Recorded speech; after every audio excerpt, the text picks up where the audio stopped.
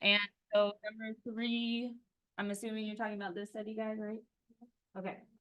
So L is looking at graphs of functions that have the same slope as 3x plus 2y equals 6. Which graphs is she looking at? So on all that are correct. So slope we commonly use with what type of functions? Linear. And if you look at the graphs, they're all linear.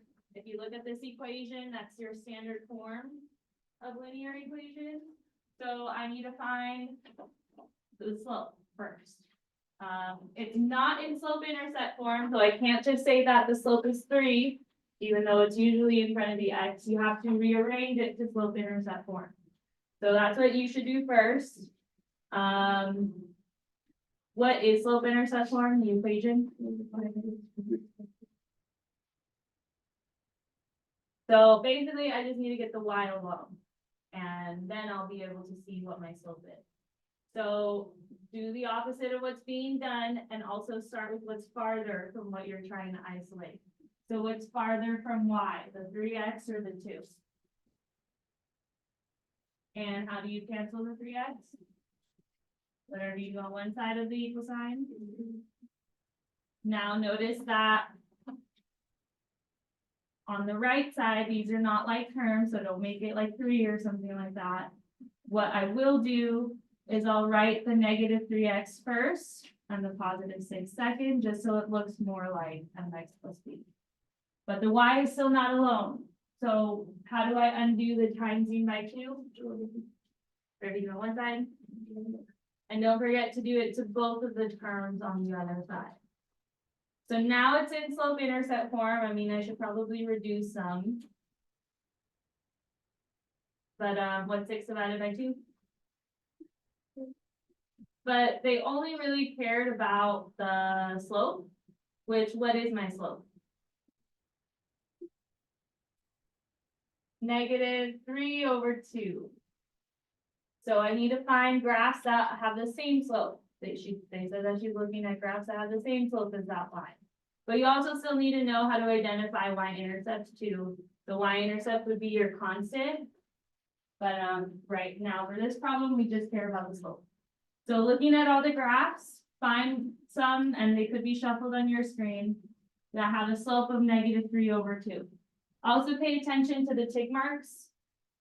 It looks like they're counting by 2s for the y and for the x, so I can still just count down 3 to the right too, because that should still work out. But otherwise, normally you have to pay attention to that. So start where you can see it really clearly. So like find 2 points on a line that you can see really clearly, like here and here. Like you see what I mean about seeing it clearly, like they go right through the little cross on the grid. And then see, is this going down 3 to the right 2? What's the slope?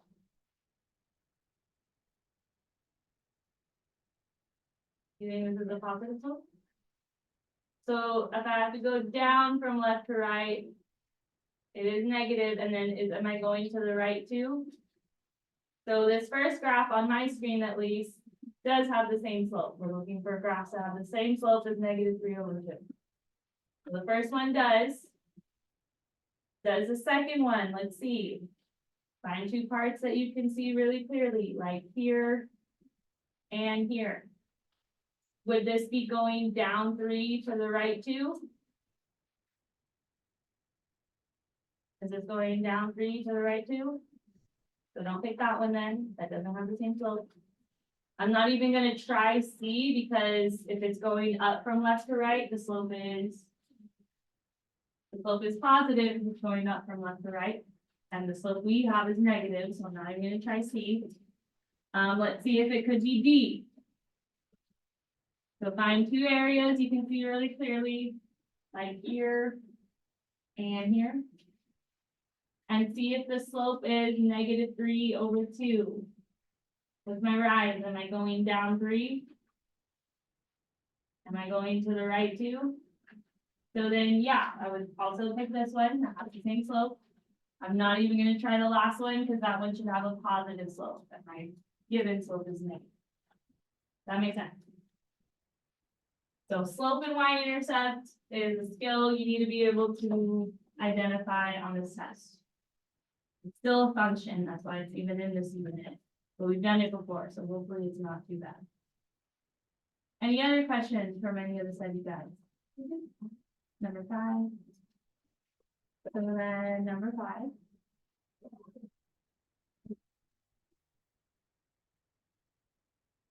Please frozen.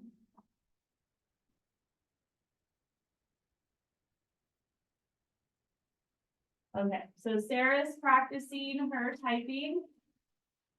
And we have a table, the following shows her words per minute. At what average rate of change in words per minute does Sarah type from W of 1 to W of 3? Enter your answer as a decimal rounded to the nearest 10. So average rate of change, you should automatically think of what formula?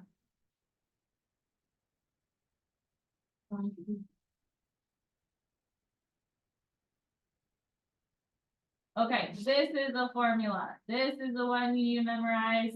I'm not providing it, but it'll be on every test moving forward. So you might as well start getting it now.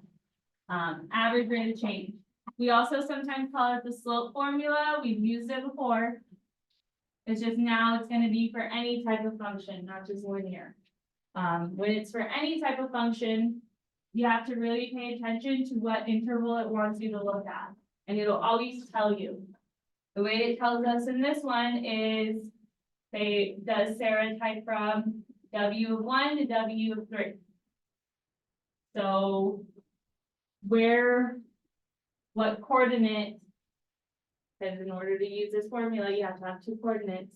What's one of the coordinates I need based on that?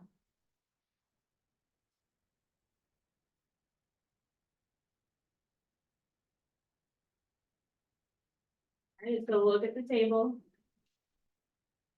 You see this 1, what is the 1 replacing? What's usually in the parentheses? Okay, so this is a coordinate, one of the coordinates I need. Because if I replace that T with a 1, now I have W of 1, right? So this is one of my coordinates. What's the other one I need? 3, 176. So identify what coordinates you need. Pick one of them to be x1, y1.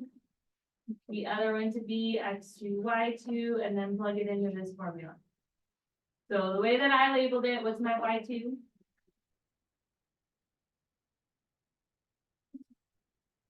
And then minus y1 over x2, which is minus x1, which is, what's 176 minus 63? And then 3 minus 1. And then 113 divided by 2 is 56.5 is my average rate of change. And it did say it wanted it as a decimal rounded to the nearest 10. The 10th is 1 decimal place, so we're already there. And that's all you have to do. You've done it before. This time it's telling you what intervals to look at, so hopefully that's easier. Gabby? Fortunately, we don't have to find. Any question though? Give me one more. It's short. But remember, if you never ask, you never know. Tomorrow's a real thing.